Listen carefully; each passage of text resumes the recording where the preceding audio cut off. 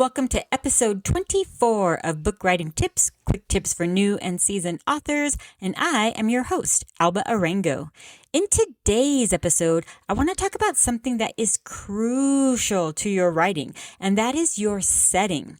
And because it is so important, I'm actually going to separate it into two separate podcasts. In today's episode, we're going to talk about time. And I don't mean time like, hey, it's 6:30. I'm talking about, are you writing about a time in the past? Are you writing in present day, or are you writing in the future? And I want to give you some advice about things to look out for and things you probably should be doing if you're writing in each of those time frames. And then next week, I'll talk about place. So like, where is your story taking place? All right. So with no further ado, let's get down to it and let's talk about time.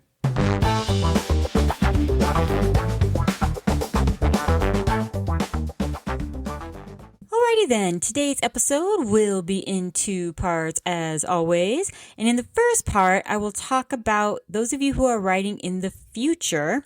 And for the second part, I want to talk about what about writing in present day and some pitfalls you probably want to look out for. And then what about writing in the past? So let's get down to it. What if you are writing something that takes place in the future? Okay, if you're writing something that is in the future, so let's say you're writing dystopian. If you are writing dystopian, my thing to you would be this. How far in the future are we talking about, and how far in the past did the major, cataclysmic event happen? For example, are there still people alive that remember the catalyst that created this dystopian world? So, for example, if you are writing in the dystopian future and your main character is YA, let's say your main character is 16, they are probably not going to remember anything pre-dystopian. But what if there were some of the elderly, really elderly? What if there's some people in their 90s or even in their hundreds that remember what life was like before the cataclysmic event that created this sort of dystopian world? And that could be part of your story, is your characters trying to find these people. Or are you going to make your story perhaps so far in the dystopian future that nobody remembers what it's like? So you're WALL-E, everyone's sort of living in this world and nobody really remembers what it's like before everyone is the way they are now. So these are things to kind of keep in mind. How far in the future in this dystopia are you writing? And that's kind of the same thing if you're writing sci-fi. So if you're writing sci-fi, how far in the future are you writing? Because if you think about, say, the first Star Trek, the original Star Trek episodes from the 1960s, their version of this far and distant future to us today would be kind of some of that's kind of realistic. Even modern, the more modern Star Treks, the holodeck. I mean, these are things that really could exist. I mean, maybe not touch and feel, but is that something that maybe could be in the near future? So how far in the future are we talking about when you're talking sci-fi? And I know I've mentioned this in other episodes before, but I am going to continue to mention it. If you're writing sci-fi or even dystopian, what happens with cell phones? I mean, cell phones are such a big part of today's life. How can you have a future without them in sci-fi if we're so far advanced and cell phones or communication in some way like a cell phone isn't part of it? It should be, and it probably will be, or there has to be a reason why it's not.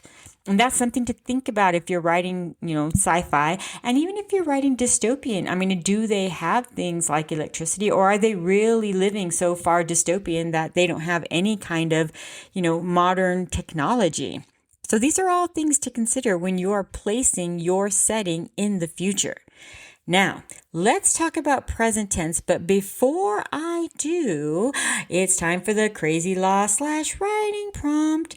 And those of you who are new to the show, every week I give you a crazy law. This is a law that was at one point in time a real law in history, and the challenge is for you to make a short story based on that law as sort of a way to flex your writing muscles, get your creativity juices flowing.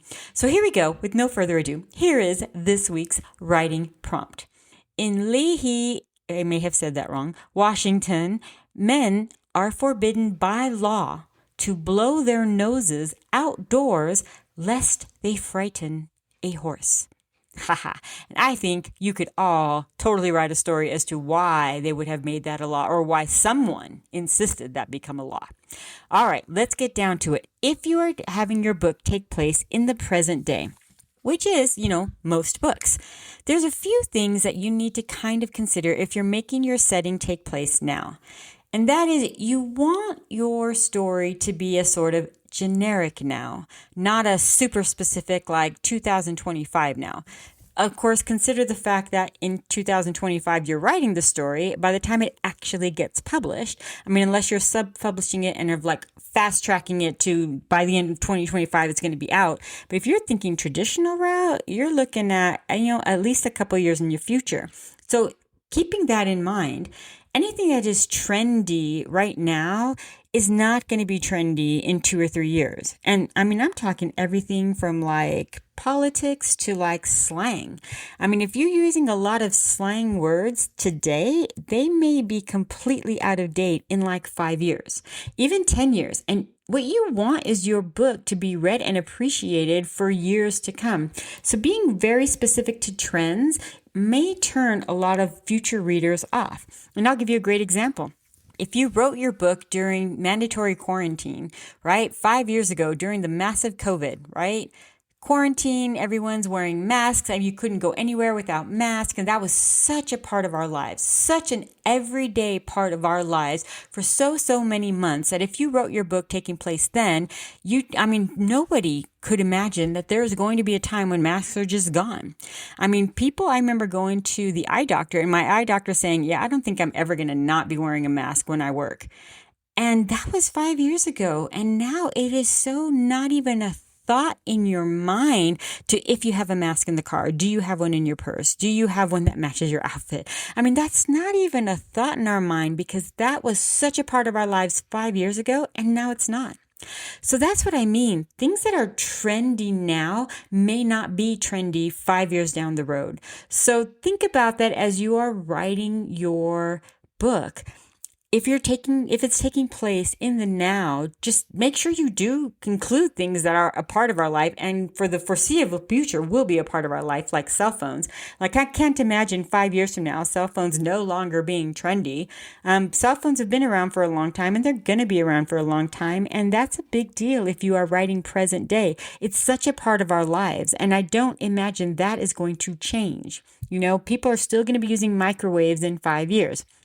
I think, unless the Jetsons become so real, and then I would be so excited and we all have a Rosie running around.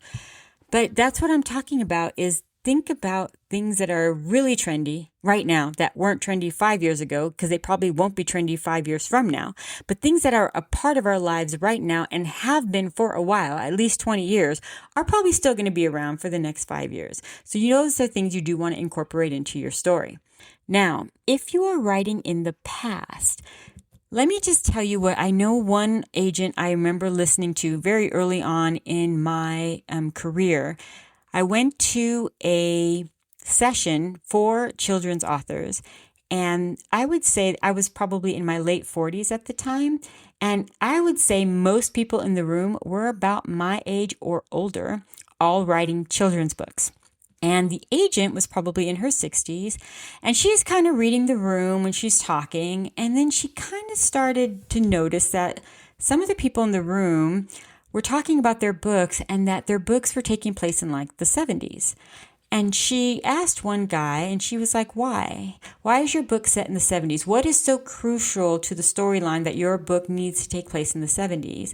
And he said, well, I can't, I don't know enough about technology to write, but, my niece can, pull up, I think it was his granddaughter, could, pull up, on her iPad and watch TV. And I don't know how to do that. And I know that kids do. So I wanted to write about a time I remember, like as a kid.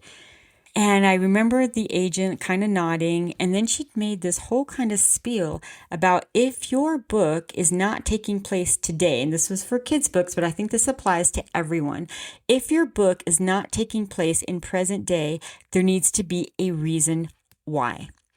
So like if you're writing historical fiction, it makes sense for your book to take place in the past because what you're writing about is a historical time frame with the story embedded into the history. And if you're writing a specific genre like Regency romance, and obviously you're going to be writing in the past because it's Regency romance, you're talking about Victorian England. But if you are writing just, a regular love story or a coming of age story, and it's taking place in, 1920s or the 1950s or the 1970s, there needs to be a reason why. Because you are putting your readers in a time they are unfamiliar with. So if your object is to teach, then okay, that makes sense. You're trying to teach people about the culture of the time. But there needs to be more to it than that, especially, by the way, if you are writing for kids. If you are writing for kids, there needs to be a reason why your story is taking place in the past, because kids don't relate to it. But if you're writing a book like The Book Thief, then of course it has to take place in the past because that's crucial to that element. But if you're not writing about that, you need to think about why you are putting your story in the past. Now, there is a great opportunity for you if you do want to write about a decade from the past, maybe your decade when you were growing up.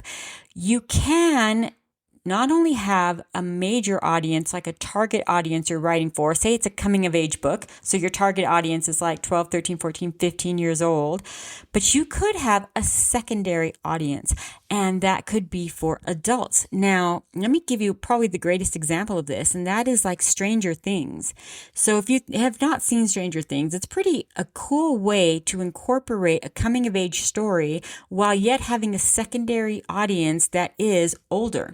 And what I mean by this is it is a coming of age story, right? It's about these kids and their whole adventures that they're having, but it takes place in the 80s. And so all the culture of the 80s, the Dungeons and Dragons, everything about it appealed to, when it came out like 10 years ago, people like me, people who are in their 40s, who probably had teenagers.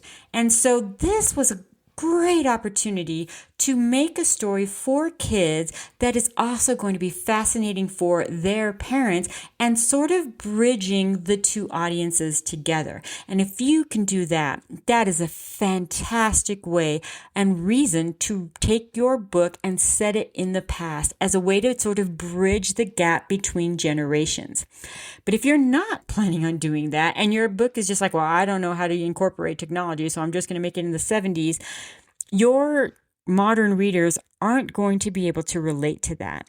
So just kind of keep these things in mind as you're writing your book or when you're setting down to decide what time frame in history you want your book to take place. Now, next week, my plan is to talk about place, because where you set your book is just as important as the time you set your book.